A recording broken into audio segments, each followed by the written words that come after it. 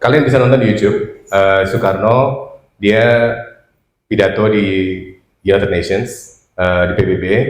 Dia bilang PBB itu harus dibenerin karena mereka tidak mewakili dunia setelah Perang Dunia Kedua, gitu. Bahwa ada kepentingan Barat juga untuk membasmi komunisme di Indonesia.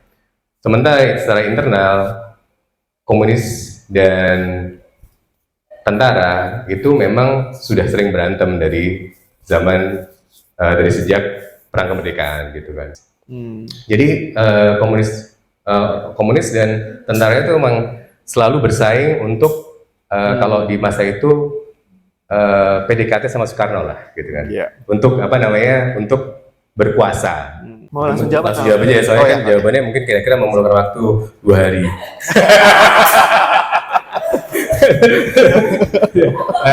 Jadi mungkin salah satu yang penting diingat itu adalah konteks geopolitis pada tahun 65 itu.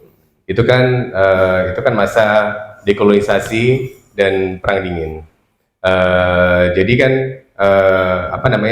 di awal tahun 60 ada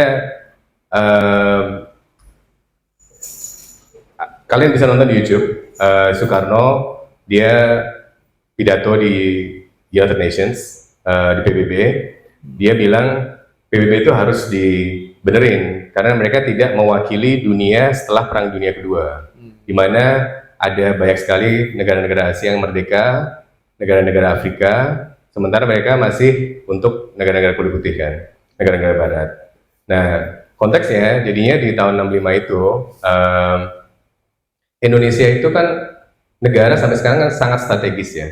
Itu kan pada waktu itu kan Barat itu sangat takut bahwa Indonesia itu akan jatuh ke tangan kalau nggak Rusia di konteks perang dingin itu atau ke tangan Cina.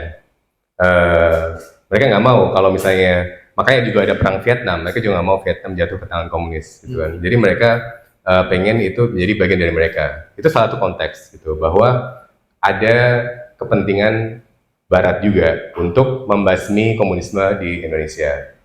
Sementara secara internal, komunis dan tentara itu memang sudah sering berantem dari zaman dari sejak perang kemerdekaan, gitu kan. Misalnya gitu kan di tahun 48 yang saya sebutkan tadi, yang sering dianggap ada pemberontakan PKI yang pertama di Madiun, sebenarnya juga bukan pemberontakan. Itu yang terjadi itu adalah pada waktu itu kan banyak pemuda yang bersenjata yang kemudian setelah perang kemerdekaan mereka mau dikemanain? Mereka mau join TNI atau mereka mau bikin angkatan sendiri? Itu kan orang-orang masih bingung ya. Nah, pada waktu itu ada juga yang kemudian menjadi mau ikutan PKI, gitu kan. Terus di Madiun pada waktu itu terjadi ketidakpuasan prajurit-prajurit terhadap atasan mereka. Terus mereka berontak. Ada kalau saya di buku yang mana ya, di buku yang ini ada dijelaskan kayak ada beberapa ratus tentara yang meninggal, gitu. Terus kemudian reaksi pemerintah Indonesia yang pada waktu itu Soekarno-Hatta mengirimkan divisi Siliwangi ke Madiun untuk membunuh kira-kira 8.000 orang komunis, tentara dan orang komunis, gitu. Nah itu misalnya kalau kita sekarang, kemarin di Twitter kan ada tweet tentang kita emang perlu orang seperti Hatta ya, yang bersih banget, nggak ada salahnya lah, keturunannya dia juga bener semua, nggak kayak keturunannya si Mulyono dan segala macam. Itu kan bullshit. He was like a ruthless dia kerjasama dengan AS juga. Dia sangat pro AS dan dia pada waktu itu dia mengirimkan tentara untuk membunuh orang komunis. Jadi komunis dan tentara itu memang selalu bersaing untuk kalau di masa itu PDKT sama Soekarno lah, gitu kan. Untuk untuk berkuasa. Intinya ada kan Soekarno kan terkenal dengan itu ya Nasakom ya, nasionalis agama komunis. Jadi orang komunis itu termasuk PKI, nasionalis, tentara, agama ya apa Masyumi, NU segala macam. Mereka emang ketiga elemen di dalam di Indonesia itu saling bersaing untuk berkuasa gitu. Jadi dari dulu memang ada ada gesekan itu gitu kan.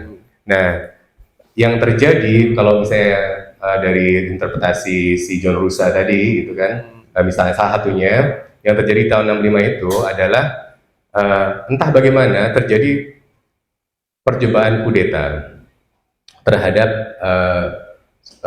Soekarno ya, yang bentuknya adalah menangkap atau membunuh ketujuh jenderal itu. Ceritanya mereka kan mau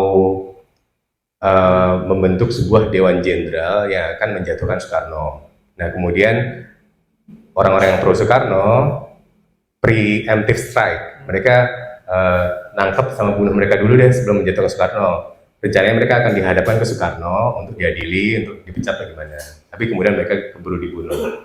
Nah, tapi kita nggak tahu apakah sebenarnya mereka dibunuh dan pembunuhan mereka itu akhirnya karena itu rencananya mereka nggak dibunuh.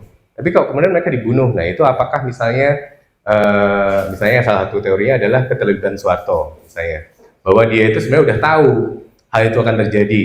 Nah, dia cuma menunggu biar itu terjadi, terus itu akan gue jadikan alasan untuk membasmi PKI dan gue yang akan menjadi presidennya. Karena emang agak nggak make sense bahwa dia sebagai apa namanya kepala Kostrad yang lainnya dibunuhin kok dia nggak sendiri gitu kan, kayak what's so special about him gitu kan.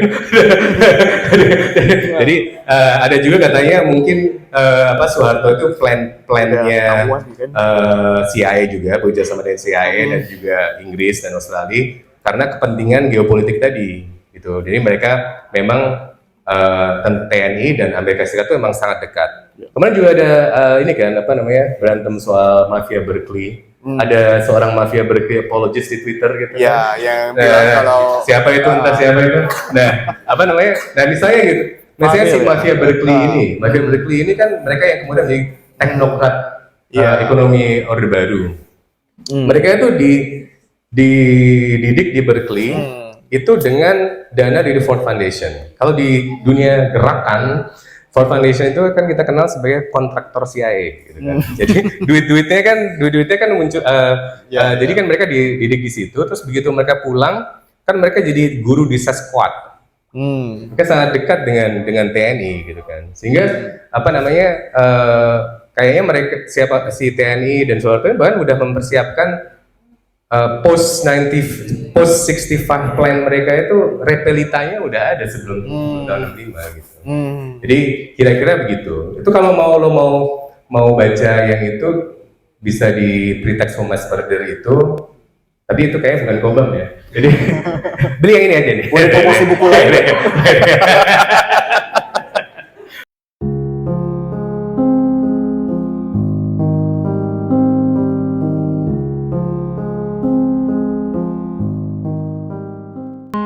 Ayo nambah pengetahuan sejarah bergabung di channel WhatsApp Kobam. Untuk bergabung, silahkan scan barcode ini.